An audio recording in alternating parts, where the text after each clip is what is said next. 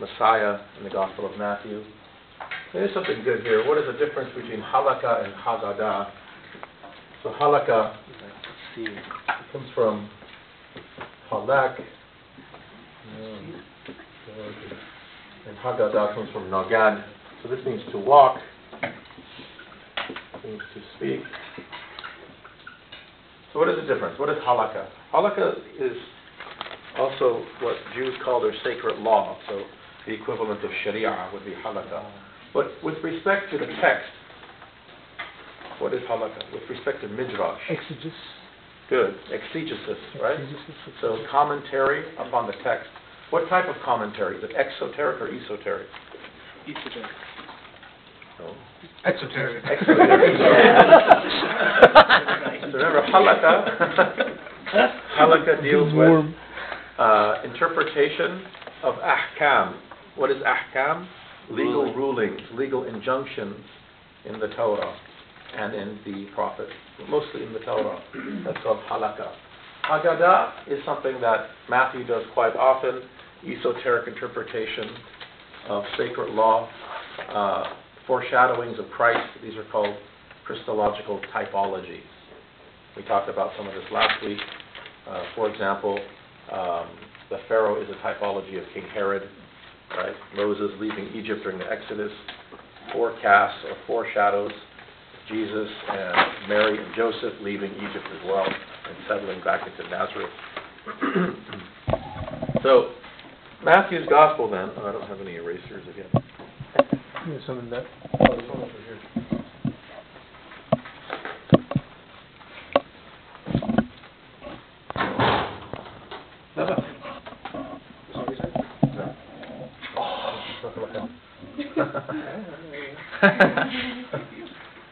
So the sources of Matthew, remember we said there's three sources. What are those sources that he uses? Q, like Pauline. M, Q, and Good. So there's M. What is M?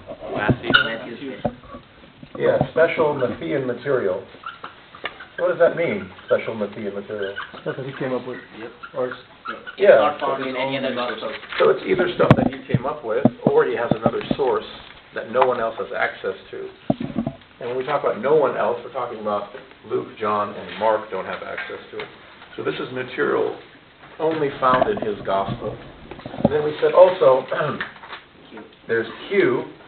What is Q? It's common between Matthew and Mark. Mark and Luke. Common between Matthew and Mark and Luke. and Luke. Matthew and Luke. Matthew and Luke. Okay?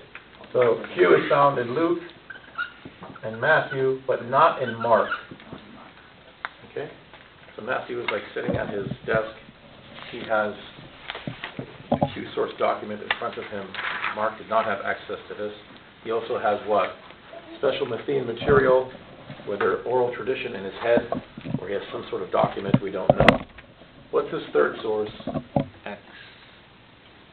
80% of Mark. no, from 80% of Mark. Mark. Oh. which is Mark. called, yeah. So about 80 to 90% verbatim agreement. Of course, Matthew does redact Mark in some places. Redact meaning? Revise for his theology to work better. So these are the three sources of Mark's Gospel, or Matthew's Gospel. Now to look at the actual text, some of the pericopes of Matthew's Gospel. I don't know how many people brought their Bibles, but everyone should have a Bible by now. I think it's the fourth or fifth week.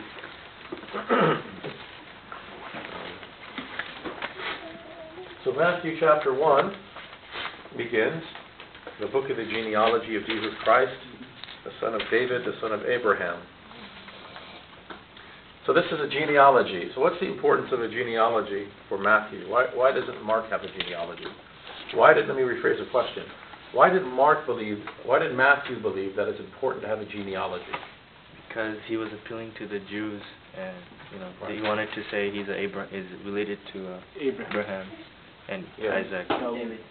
David. Yeah. So remember, it's really important for Matthew, to link Jesus to David, right? Because there's apparently Old Testament prophecy of the Messiah coming from the line of David. So that's what he begins with. He actually goes from Abraham. He begins at Abraham, and he ends at Joseph. And he says, Abraham begot Isaac, Isaac begot Jacob, Jacob begot Judah and his brothers, and Judah begot Pharez and Zara through Tamar. This is an interesting story. It's in Genesis chapter 38, the story of Judah. Judah is the namesake of the Jews. Right? So Judah has 3 sons. You can read about this in Genesis 38. Onan, Shelah. Remember, Matthew will make very frequent reference to the Old Testament. This is found in the book of Genesis, which is the first book of the Torah. Right? What are the books of the Torah? Who knows the Bible? Deuteronomy, Numbers, I think here, I forgot, right? What's the first book called? Genesis, Genesis, Exodus, Exodus, Deuteronomy, Leviticus, Leviticus, Numbers. Numbers, Deuteronomy. Gospel. Easier when it's on the Here. Genesis, Exodus, Leviticus, Numbers, Deuteronomy. So basically Genesis begins, in the beginning God created the heavens and the earth. Creation story, right? And then you have the creation of Adam and the ancient patriarchs. It ends with the death of Joseph in Egypt.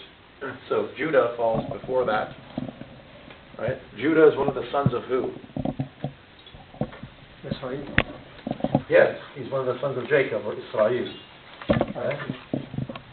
So Matthew is including Judah in his genealogy because David is a descendant of Judah. When he mentions these names, he says Perez and what was the other one? Perez and Zerah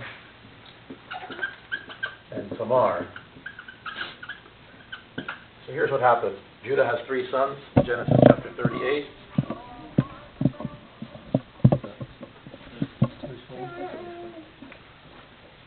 He has 3 sons, okay? His first son's name is Er.